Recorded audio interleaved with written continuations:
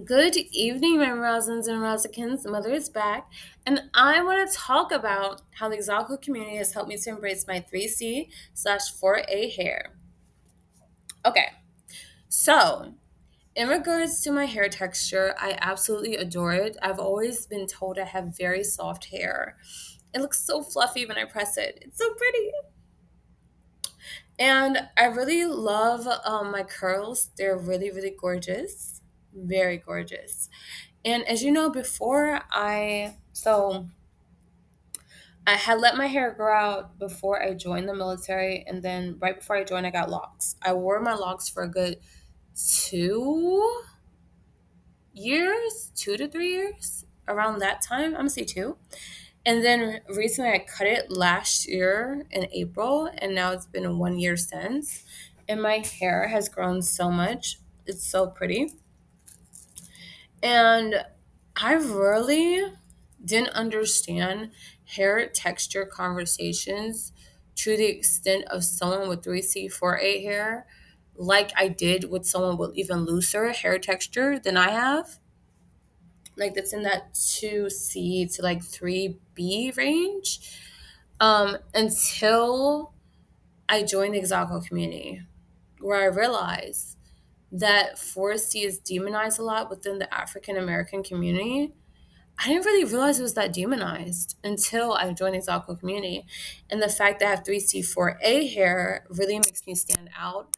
I've been told by other Black people that I have that mixed hair, so that good people hair, etc.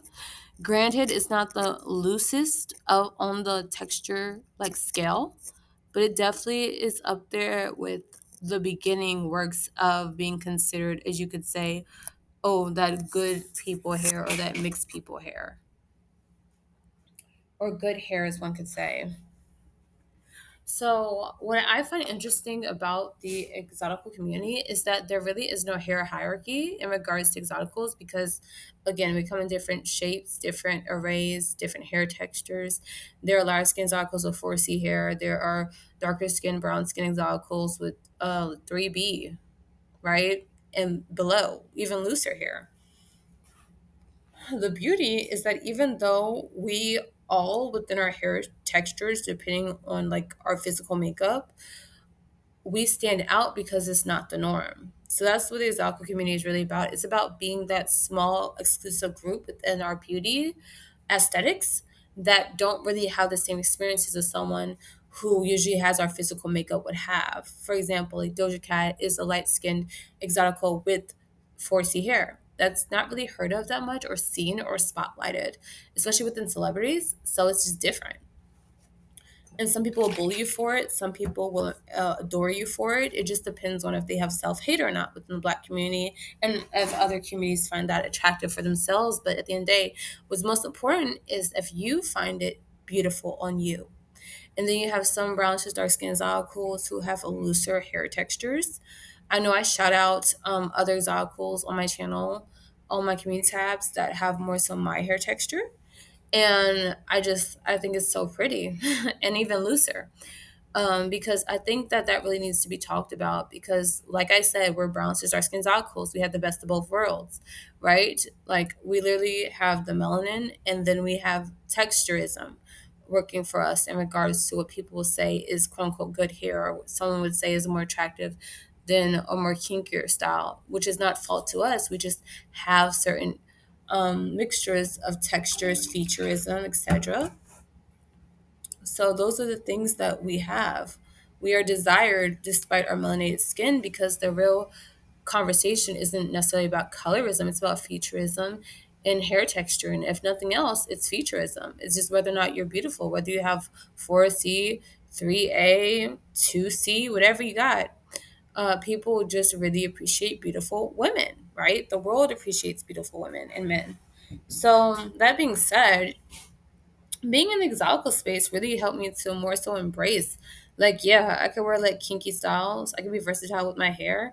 I could also wear my hair. I could also wear looser. I could try different styles and it'd be okay because my hair is my hair. the thing that many women need to understand, especially unambiguous black women, if you're listening, is that it doesn't really matter what style you have as long as you're not disrespecting someone who might have that texture that you're trying to mimic.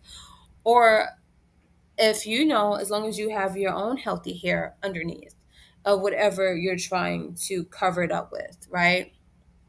Whether it's a wig, braids, etc., locks, etc., faux locks, etc. So it's all about making sure that you have natural beauty along with your faux beauty, as one could say, or your beauty enhancements.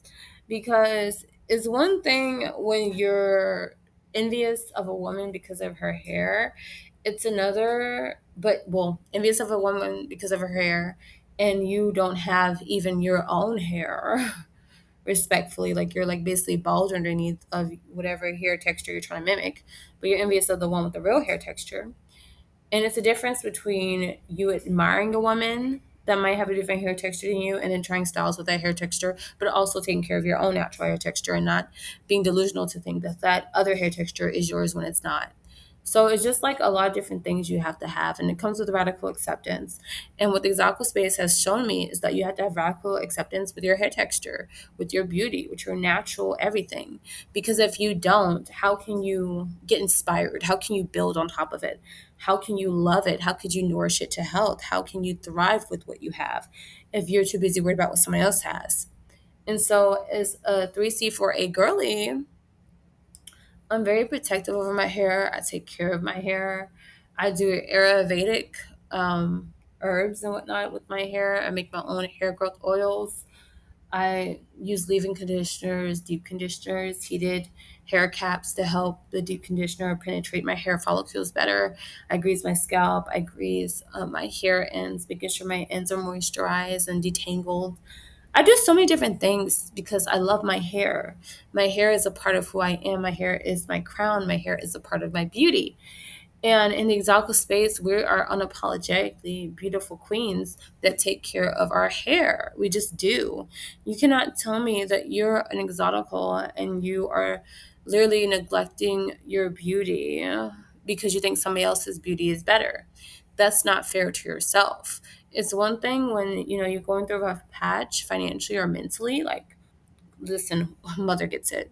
But it's another when you are literally just envious. And so you're not worried about what you naturally have. You're too busy worried about what someone else has and you try to mimic it and neglect your own natural beauty, no matter what hair texture you have. Right. And I also want to add that mother is also not against people altering their beauty, natural beauty, to fit that aesthetic as well. As long as you are understanding that that is what you have done and that you were naturally gifted that, but you changed your beauty up, etc. But you're not being envious towards someone that has that hair. You know what I'm saying? Like to the point where it's like, oh, you're talking down on someone who naturally has what you have literally mimicked. For example, if you know you have like 4C hair or even like another hair texture, let's say you have like 3C or below, like let's go with 3B, and you love straight hair. So you straighten your hair all the time. And then you talk shit about a white girl that has like naturally straight hair. It's just like, why are you talking about someone's hair texture that you're literally mimicking and frying your hair to get? Same with like 4C girls trying to mimic those in the 3 category and 2 and even 4A. So if you're like a 4C girl and your hair is more kinkier, it curls up on itself, right? It shrinks because, it's moisturized. And then you're making fun of someone that has curly hair, but you be wearing curly wigs. It's just like, why do that? So this is just the things you have to be cognitively aware when you're altering your beauty and when you're enhancing your own natural beauty, that the beauty that you want to embody and appreciate the most is your own. It's okay to switch it up. It's okay to want to try different styles, but you shouldn't neglect your own beauty, even if you have a hard time loving it. Because one day you're going to learn to appreciate it. The more love you give to it, the more it's going to thrive. Then you're going to see the beauty for what it is. Kind of like weight loss in your body, like how you're overweight, you hate your body right now.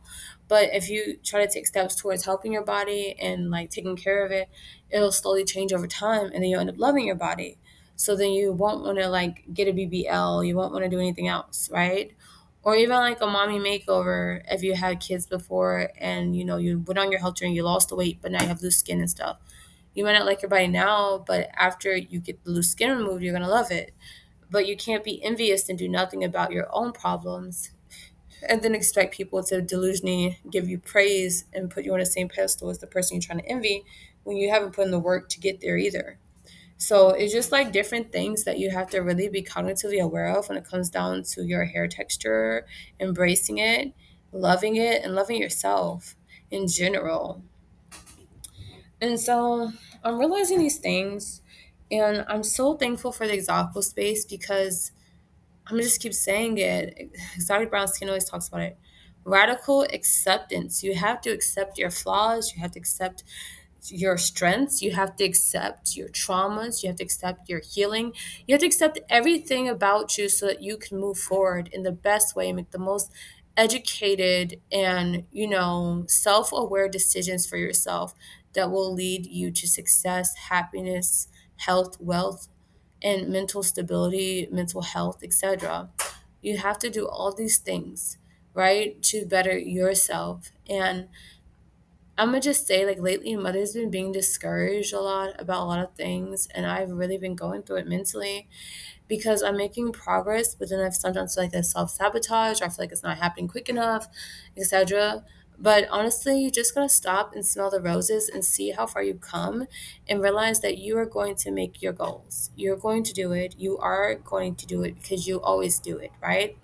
And you can't let fear stop you from continuing on your journey to self actualization and self discovery because your higher self is weighing on you on the other side because your higher self is you, the inside of you that is healed, the you that isn't hurt by this world or by people's words or your traumas.